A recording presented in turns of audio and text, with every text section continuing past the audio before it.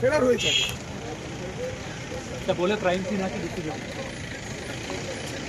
ঘটনাস্থলে এসে একদম গ্রাউন্ড জুড়ে যেখানে গুলি চলেছিল পুলিশকে শুট আউট করা হয়েছিল ঠিক সেই এলাকা আমরা দেখতে পাচ্ছি যে অন্যান্য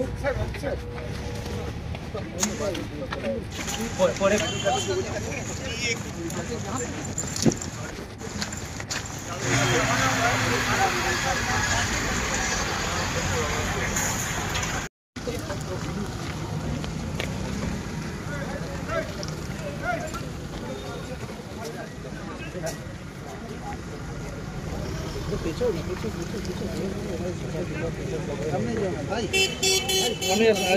সামনে আসা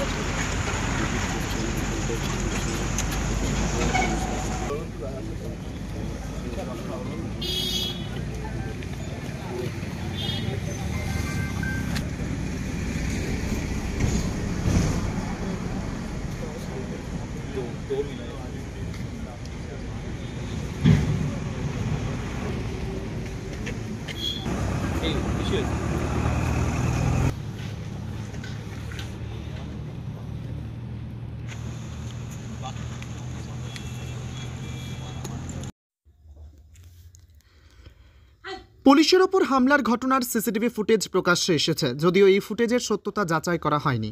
তবে ফুটেজটি খতিয়ে দেখছে তদন্তকারী পুলিশ আধিকারিকেরা। ইতিমধ্যেই অপরাধীদের সন্ধানে পুলিশের পক্ষ থেকে চোপড়া, ইসলামপুর, পাঞ্জিপাড়া ও চাকুলিয়া, কানকি সহ বিভিন্ন থানা এলাকায় অভিযুক্তদের ছবি টাঙিয়ে দেওয়া হচ্ছে।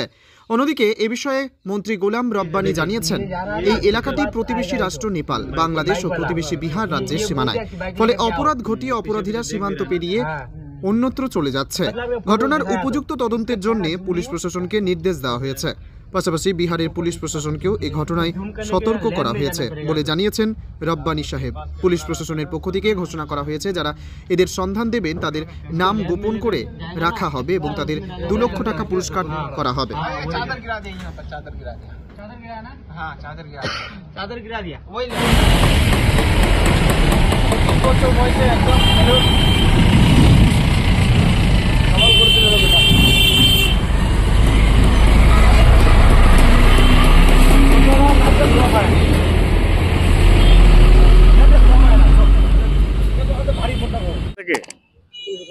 এগুলো ঘটনা প্রায় ওরা ঘটাতে আসে।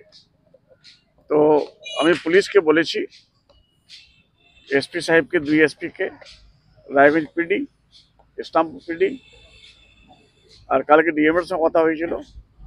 এটা প্রপারলি তদন্ত হওয়ার দরকার। আর যারা পুলিশের পর গুলি চড়াইছে, যে দুষ্কৃতী, যে ক্রিমিনালস, ওকে ধরা হবে। আপনি কি স্যার বলতে যাচ্ছেন যে বিহারের এই ঘটনাটা এই সাইডে তো বিহারটা, এখানে তো 2 কিলোমিটার 1 কিলোমিটার এখান থেকে রোড, ন্যাশনাল হাইওয়ে পরে তো বিহার। এইটা NH 31 বিহারের পর বেশ আছে। এইদিকে বেঙ্গল, এইদিকে বিহার। দুষ্কৃতি বিহারে বেশি, ম্যাক্সিমাম শেল্টার নাই। আমি বিহারের ডিজিপির সঙ্গে কথা বলেছি, এখান থেকে ক্রাইম করে বিহারে চলে যায়।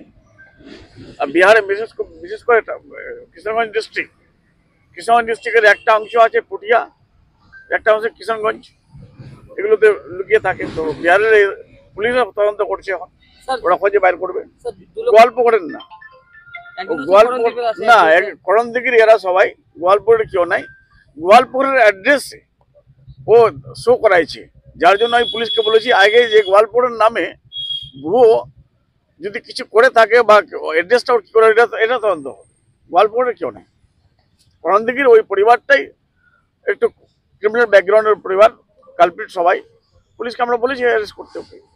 আব্দুল হোসেন, যাকে গোয়ালপুকুর বলা হয়েছে আর কি, সে গোয়ালপুকুরের বাসিন্দা নয়। নাই জাতীয় সড়কের পর এটা যেটা হয়েছে, এটা তো আমিও কন্ডেম করছি। আমরা তো দুঃখিত। এটা পুলিশ যে আমাদেরকে সেফগার্ড দেয়, এসকর্ট করে, পুলিশের উপর গুলি চলে পালিয়ে যাবে, এটা কখনো সহ্য করা যায় না।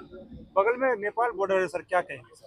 আমাদের এই জায়গাটা হলো তিনটা বর্ডার, একটা বাংলাদেশ বর্ডার, এখান থেকে 13 কিলোমিটার বা 14 কিলোমিটার, এখান থেকে 1 কিলোমিটার আপনার বিহার বর্ডার, আর একটু আগে নেপাল বর্ডার। এই তিনটা বর্ডারের মাঝখানে আমরা আছি, যার জন্য দুষ্কৃতীরা একটা সুযোগ পাচ্ছে। কালপিটগুলো এখানে কিছু ঘটনা করে ফট করে বিহার ঢুকে যায় বা বাংলাদেশ ঢুকে যায় বা আপনার নেপাল চলে যায়, যার জন্য পুলিশের জন্য অসুবিধা হচ্ছে। পুলিশ আমাদের সক্ষম, পুলিশ সবসময় ভালো কাজ করে এগুলো করার চেষ্টা করছে। আজ কালকে পুলিশের উপর গুলি চলে আসে, যার জন্য আমিও এটা মেনে নিতে পারি না। পুলিশকে বলেছি যে করে হয় তদন্ত করে আসামিগুলোকে ধরাও। এটা আমিও অবাক হয়ে যাচ্ছি। আমার সন্দেহ হচ্ছে কি কোর্টে, ও তো কোর্ট ইয়ারে থাকে, কোর্টে এই কিছু লোক যায় দেখা করার জন্য আসামির সঙ্গে, হ্যাঁ, কিছু খাওয়া দাওয়া দেওয়ার জন্য। তো বোধহয় ওই কালকে তো কয়েক ঘন্টার জন্য গিয়েছিল ওখানে। ও তো হিটলিস্টের ক্রিমিনাল, ওকে তো রাখা হয়েছিল আপনার ওখানে রায়গঞ্জ থেকে। রায়গঞ্জ পিডি পাঠিয়েছিল এইখানে, এখানে পুলিশ ভ্যানে। কিন্তু আর্মসটা যে পালো, আমার সন্দেহ হচ্ছে কোর্টের যে জিআর ফাইল আছে, জিআরে থাকে, ওখানে কেউ দেখতে গেছে, ওখানে দিয়েছে, মুড়ি টুড়ি দেয়, কাপড় দেয়, ওখানে তার কোনো রোক টোক নাই। এটাও হতে পারে।